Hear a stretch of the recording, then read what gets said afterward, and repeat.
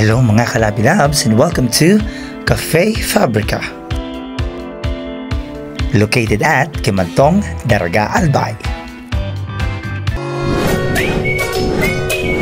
It's the Kimantong!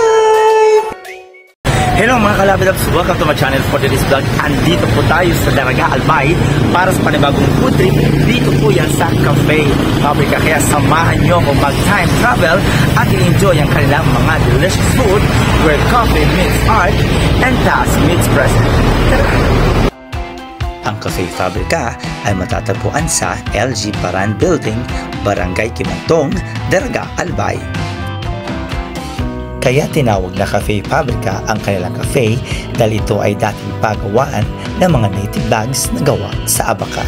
May mga ibang gamit na ginagamit noon sa paggawa ng mga handicrafts ang nakadisplay kasama ang mga lumang gamit o tinatawag na mga vintage items.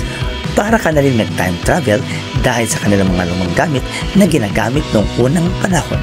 At eto pa mga Kalabi Labs, bukod sa kanilang mga vintage na gamit, alam nyo ba na ang kanilang building ay nanatili sa kung ano ang itsura nito 50 years ago dahil gusto nilang panatilihin ang ancestral look at gusto nilang maipakita sa mga bagong henerasyon kung ano ang mga itsura ng building noong unang panahon.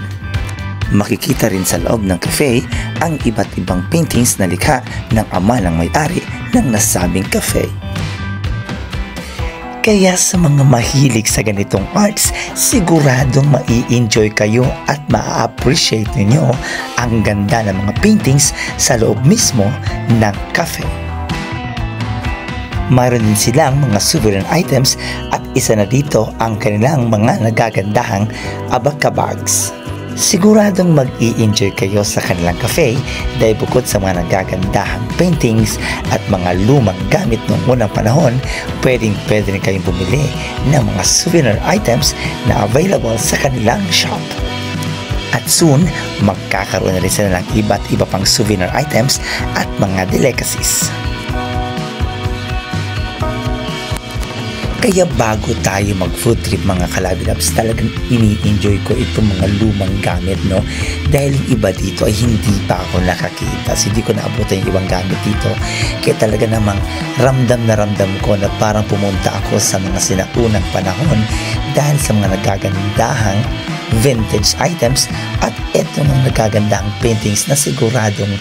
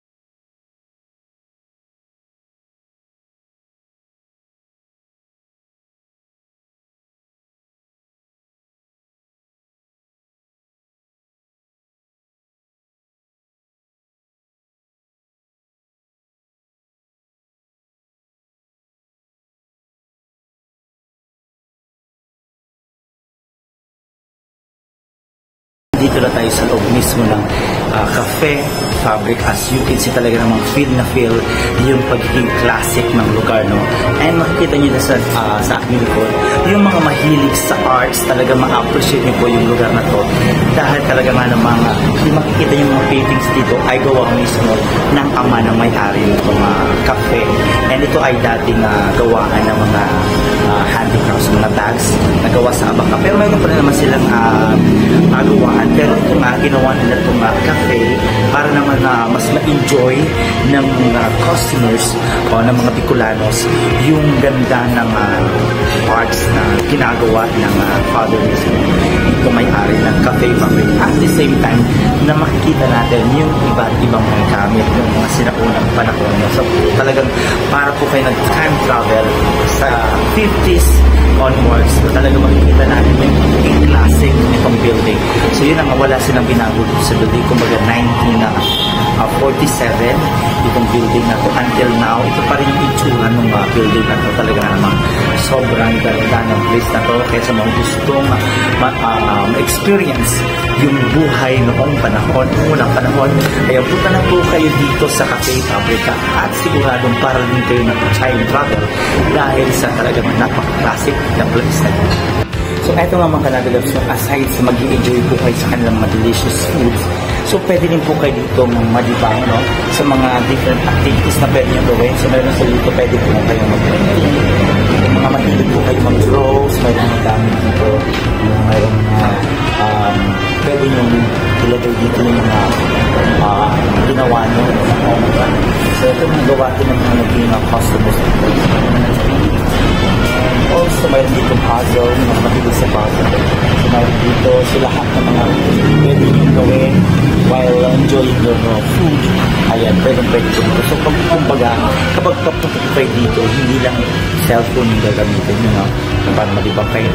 While eating, you can enjoy yung ganitong activity. So, aside po sa cafe, aside din sa itong mga galleries na to and mga vintage na gamit, mayroon din dito yung mga pang souvenir items na gawa din po nila to. It's mga handcrafts na talagang napakaganda, perfect kung pasalubong o pang regalo or pwede yung personal use.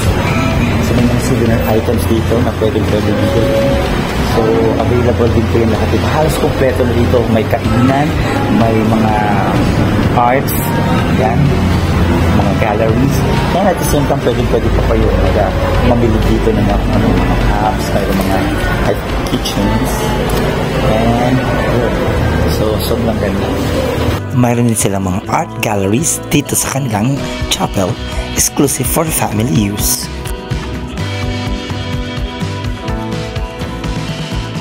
At eto na nga mga Kalabinabs, it's time para tikman natin ang nagsasarapang pagkain in-offer ng Cafe Fabrica. Dito po yan sa Kimantong, Darga, Albay.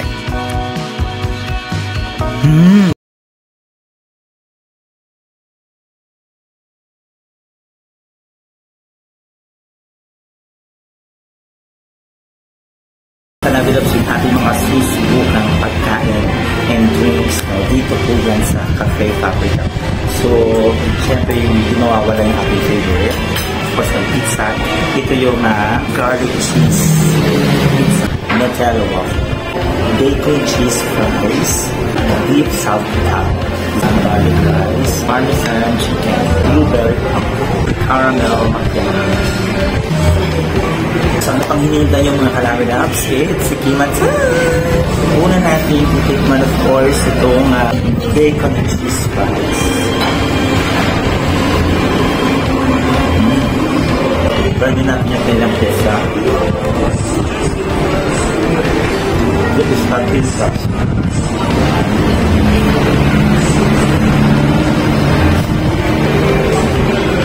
Next is yung Nutella waffle.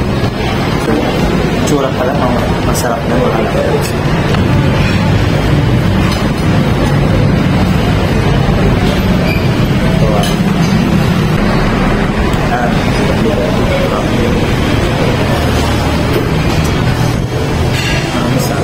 So, eto na, next is the beef saltitao, and then yung parmesan wings, titikman na natin siya. So, mag-rice na tayo ngayon.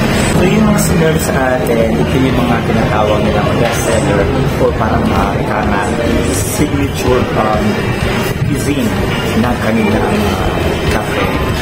So, favorite.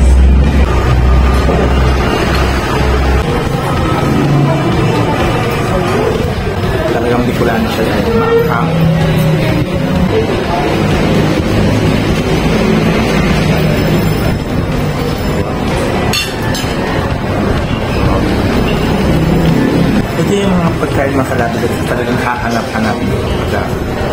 rin po kayo sa mga Japan trips.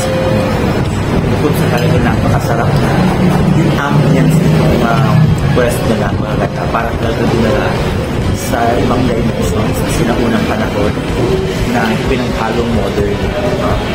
Kaya sabi nga nila, where past meets present. Kaya talaga naman sa mga millennials like me, nang masama ko, talagang napaka-perfect itong place na to para ma-experience din natin ang feeling ng mga sinauna noon, no?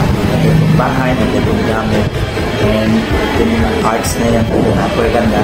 Kaya kung gusto nyo experience ang magandang food, ang magandang place, delicious food, nandito na po ba nyo sa Cafe Fabrica. Pero ito nga makalagay, no? Ito na yung final verdict natin sa mga try natin pagkain. Lahat ng mga try natin talaga sobrang sarap. Pero yung pinaka gusto ko dito, of course yung kaya ng panis na chicken, napakasarap ito makalagay talaga. And syempre hindi pa po yung kailang garlic and cheese pizza. Also ang sarap din ito beef salpicao. Yung kailang fries, napakasarap din. And syempre yung kailang waffle, napakasarap yung mga kailang.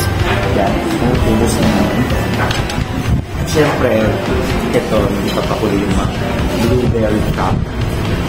And ito na po, ubus na rin yung caramel macchiato. Ang sarap po naman. Kaya, all in all, no, lahat po ito talaga sobrang masarap. Kaya siguro hindi ako magtataka kung bakit ito yung one of the best sellers na Cafe Fabrica. Kaya kung gusto nyo balik yung matinikman natin ngayong hapon na ito mga kanablas, kaya punta na po kayo dito yan sa Daragambay, sa Kimantong Daragambay, ang Cafe Fabrica. Siguradong wapak na wapak sa sarap ang inyong matitikman. At the same time, talagang para kayong ibinalik sa sinaunang panahon dahil nga sa napagandang ambience, and at the same time, talagang masasabi nyo na ang sarap maging isang Pinoy. So ito na mga kalablas, so maraming salamat sa pagsama sa akin dito sa food trip. Dito po yan sa Cafe Fabrica. Again, sa mga gusto pong i-try yung kanilang masarap na pagkain, ay available po yan dito sa Himantong Daraga Albay. Again, ito po ay talagang mag-serve ng napakasarap na mga pagkain. At the same time, talagang feel ninyo na parang nasa nakaraan, no? Ito yung 50s onwards, 60s na theme itong kanilang restaurant, itong kanilang cafe. Dahil talaga nga namang makikita nyo dito yung mga classic and vintage items. And also mayroon dito mga available na mga souvenirs, na mga handicraft na talagang perfect na pasalubong o pangregalo sa mga mahal nyo sa buhay. Ayan, so talagang kung gusto nyo i-try yung ganitong napakasarap pagkain at the same time napakagandang ambience, ayan, punta na po kayo dito sa Cafe Fabrica. So maraming salamat sa pagsama sa akin.